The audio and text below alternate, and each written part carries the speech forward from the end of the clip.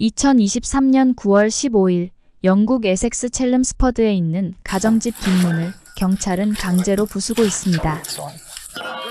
이 집은 존과 루이스 부부가 소유한 집이며 부모를 살해한 혐의를 받고 있는 딸을 체포하기 위해 경찰들은 집 안으로 들어갑니다.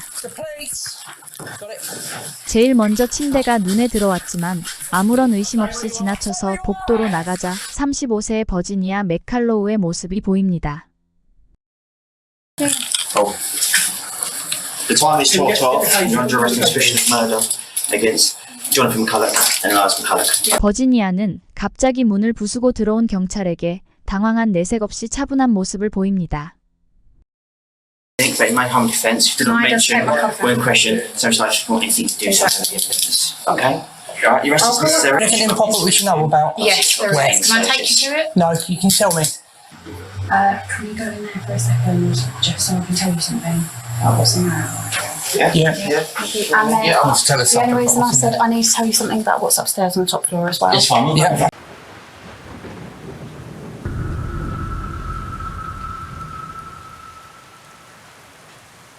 2019년 영국 에식스 첼름스포드에 있는 어느 3층 주택에서 존과 로이스는 막내딸 버지니아와 함께 살고 있었습니다.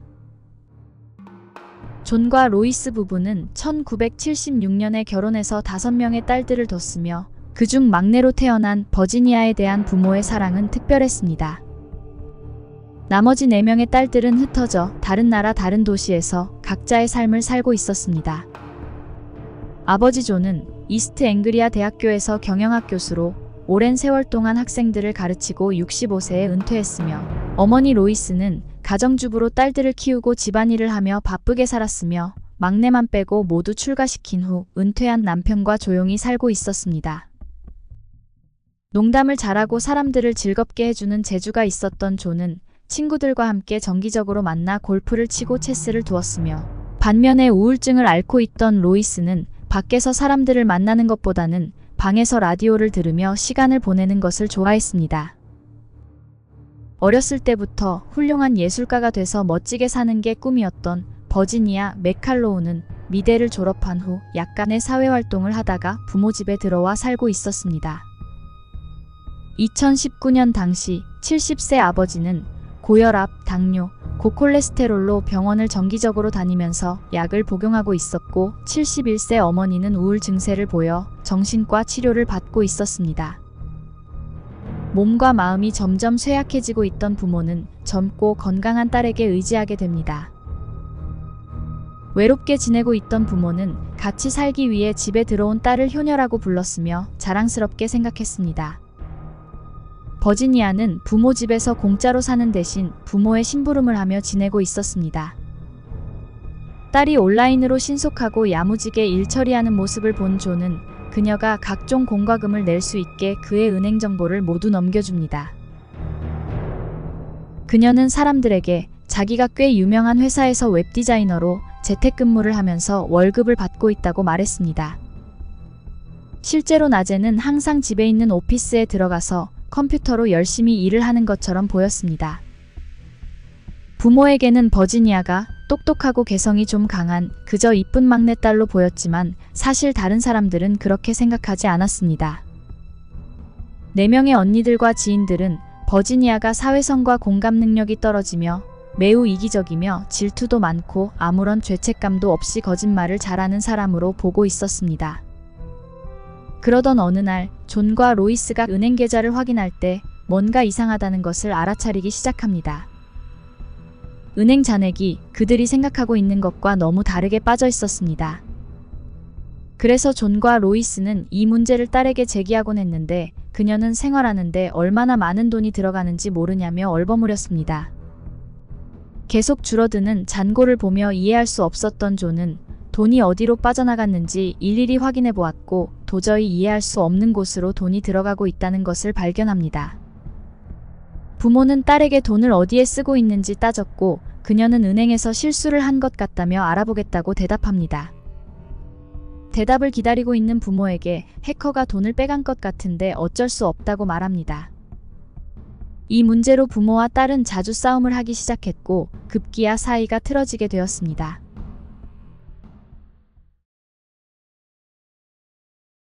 2019년 6월 중순부터 존과 로이스는 동네에서 보이지 않았습니다.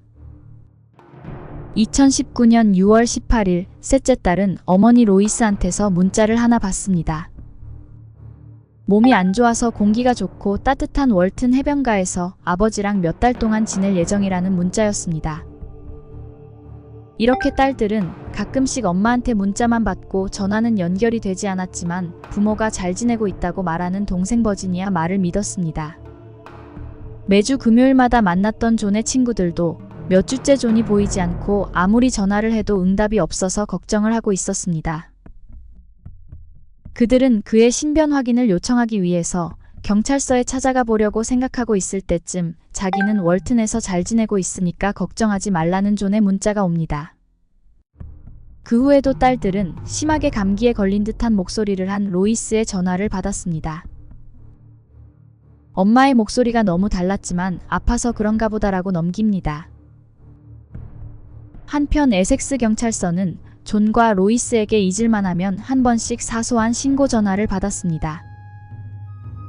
부부는 번갈아 가면서 전화해서 집 앞에서 시끄럽게 떠들고 있는 아이들에 대해 불평하고 어떨 때는 나쁜 날씨에 대해 불평하는 등 별거 아닌 일로 신고를 해서 경찰들을 성가시게 했습니다. 부부는 항상 아픈 사람 목소리로 전화를 했고 짧게 용건만 말하고 바로 끊었습니다. 막상 경찰이 그들의 집에 출동하면 매번 부부의 모습은 보이지 않았고 딸 버지니아가 나와서 부모가 외출했다고 말했습니다. 또한 지속적인 치료와 약이 필요한 부부가 오랫동안 병원에 오지 않자 이상하다는 생각이 든 담당 의사 스티븐 앤더슨은 계속 부부에게 연락을 합니다. 며칠 후 버지니아가 병원으로 찾아와서는 부모가 멀리 가 있다며 대신 처방전을 받아갔습니다. 그렇게 존과 로이스가 안 보인 지 9개월이 지나고 있었으며 몇몇 사람들이 그들의 행방에 대해 의문점을 가지고 수군거리기 시작하고 있었습니다. 그때 때마침 2020년 3월에 코로나19가 발생했고 이동 제한 조치에 의해 사람들은 존과 루이스를 만날 생각조차를 하지 않게 됩니다. 버지니아는 언니들에게 쇠약한 부모가 사람들과 접촉하는 게 위험할 수 있다며 당분간 만나는 게 힘들 것 같다고 알렸습니다. 존과 로이스는 여전히 동네에서 보이지 않았고 가끔 보이는 버지니아는 정상처럼 보이지 않았습니다. 사람들은 그녀가 팬데믹 기간 동안 집안에 고립되면서 정신에 문제가 생겼다고 생각했습니다. 어느 날은 자신이 임신을 했다며 초음파 사진을 이웃들에게 보여주었는데 그 사진은 얇은 A4 용지에 프린트한 것으로 너무 가짜인 게 티가 났고 아무도 그녀가 임신했다고 믿지 않았습니다. 또한 그녀는 느닷없이 패스트푸드를 사서 이웃들의 현관문 앞에 두고 먹으라고 하기도 했습니다. 하지만 왠지 찜찜했던 이웃들은 그녀가 준 음식을 버렸다고 합니다. 그뿐만 아니라 그녀는 마당에 몇 개 떨어져 있지도 않은 낙엽을 하루 종일 쓸기도 했으며 뒷마당에서 하루 종일 앉아 있기도 했습니다. 마치 자신의 집에 들어가기 싫은 사람처럼 말입니다. 기념일이나 크리스마스가 오면 딸들과 지인들은 존과 로이스에게서 잘 지내고 있다는 글이 담긴 해변 그림이 있는 엽서를 받았습니다. 한편 에섹스 경찰서는 존과 로이스 그리고 버지니아에게서 지난 몇 년 동안 150통의 전화를 받았습니다.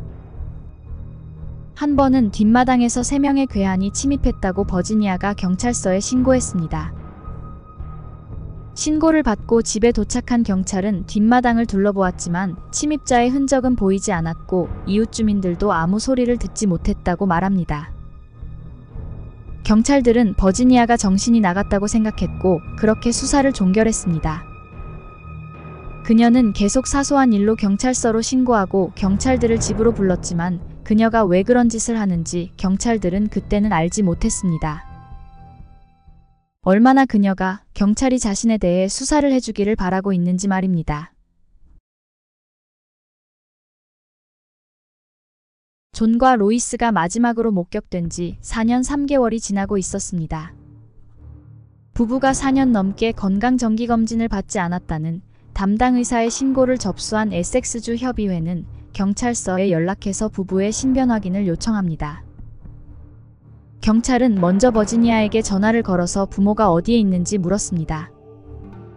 그녀는 그동안 부모가 병원에 가지 않은 이유에 대해 말이 안 되게 횡설수설했고 어디 있는지 묻는 질문에 지금 여행 중인데 다음 달에 집에 올 거라고 대답했습니다. 버지니아가 거짓말을 하고 있다고 생각한 경찰은 수사팀을 꾸려서 본격적인 수사에 착수합니다. 그리고 부부의 생활 반응을 전혀 발견할 수 없었던 수사팀은 부부가 살해당했다는 결론을 냅니다. 2023년 9월 15일 부모 살해 혐의로 체포영장을 받은 경찰은 버지니아 집으로 출동합니다. 집에 도착한 경찰들은 먼저 현관문을 두드렸지만 아무 응답이 없자 뒷문을 부수고 집 안으로 들어갔고 복도에 서 있는 버지니아를 발견합니다.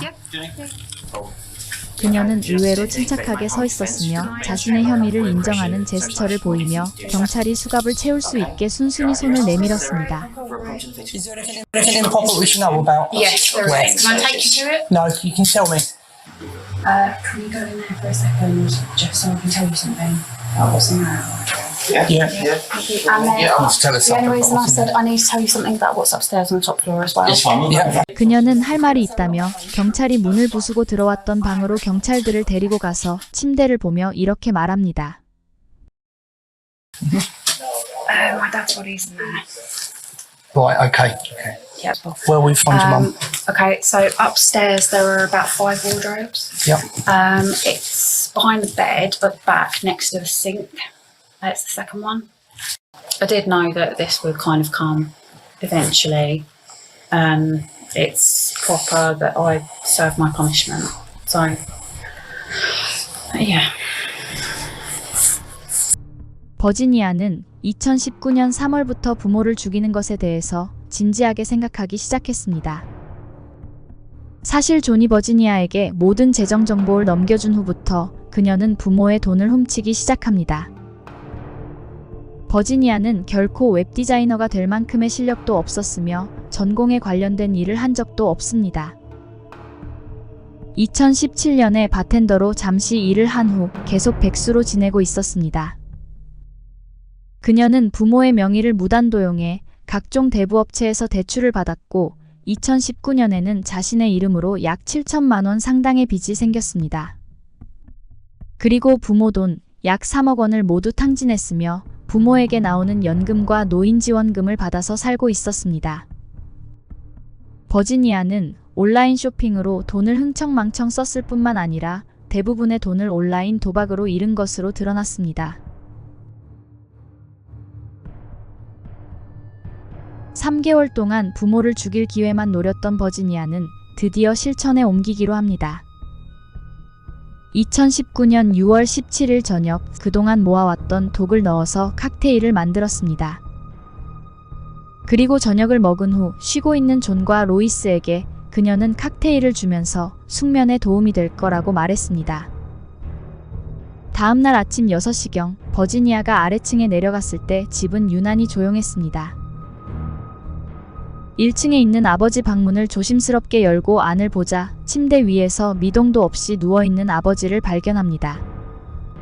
그녀가 만든 칵테일을 마신 아버지가 한밤중에 세상을 떠난 것이었습니다. 그녀는 어머니를 확인하기 위해 조심스럽게 위층으로 올라갔습니다. 그 당시 존과 로이스는 각 방을 쓰고 있었습니다. 어머니 방문을 열었을 때 어머니는 침대에 앉아서 라디오를 듣고 있었습니다. 로이스는 방문을 여는 소리를 듣고 고개를 돌려서 딸에게 잘 잤냐며 아침 인사를 건넸습니다. 버지니아는 어머니가 칵테일을 다 마시지 않아서 살아있다고 생각했습니다. 그녀는 아래층으로 내려가 부엌으로 가서 망치를 꺼내서 다시 어머니 방으로 갔습니다. 그리고 라디오를 듣고 있는 어머니의 머리를 망치로 공격합니다. 그래도 어머니가 죽지 않자 버지니아는 다시 아래층으로 내려가서 식칼을 집어서 돌아옵니다. 그리고 어머니의 숨이 멎을 때까지 칼로 찔렀습니다. 그렇게 로이스는 가장 사랑했던 막내딸에게 처참하게 살해당합니다. So, murder weapon is upstairs in the toilet room, kitchen knife. That's where the knife is. So on the ground floor, underneath the stairs, there's a few like storage boxes and things. You will find forensically it's helpful. There's a hammer. I know, but I'm trying to help so you find everything. It's in the middle underneath the stairs. It will still have blood on it. It's rusted, but it will still have blood traces on it. 어머니를 칼로 찌르는 과정에서 손에 심각한 부상을 입은 버지니아는 죽어있는 부모의 시신을 방치한 채 손을 치료하기 위해서 병원에 갔습니다. 어떻게 다쳤는지 묻는 의료진의 질문에 그녀는 요리를 하다가 다쳤다고 대답합니다.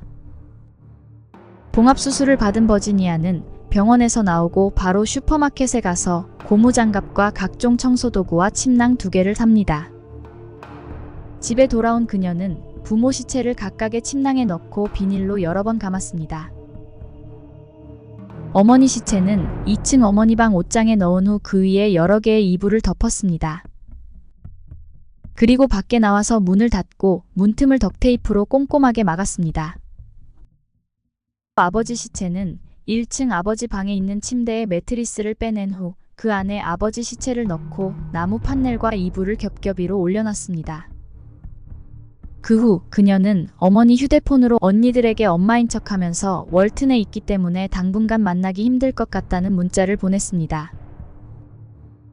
그날부터 버지니아는 마음 놓고 부모의 돈으로 온라인 게임을 하면서 지냈으며 계속 이런저런 거짓말을 만들어서 언니들과 부모의 지인들의 방문을 막았습니다. 9개월 동안 버지니아는 부모가 어디 있는지 묻는 사람들의 질문과 의심의 눈초리를 받으며 곧 들킬 것 같다는 불안감에 시달리며 초조하게 살고 있었는데 2020년 그녀에게는 선물 같은 코로나19가 발생했던 것입니다. 2024년 10월 버지니아에 대한 재판이 시작되었고 부모를 살인한 죄로 36년 징역형을 선고받았습니다. 그녀는 자신이 죽인 부모의 나이가 될 때쯤인 72세에 감옥에서 출소할 예정입니다. 영상 제작에 힘을 보태주실 분들은 구독, 좋아요, 알림 설정 부탁드립니다.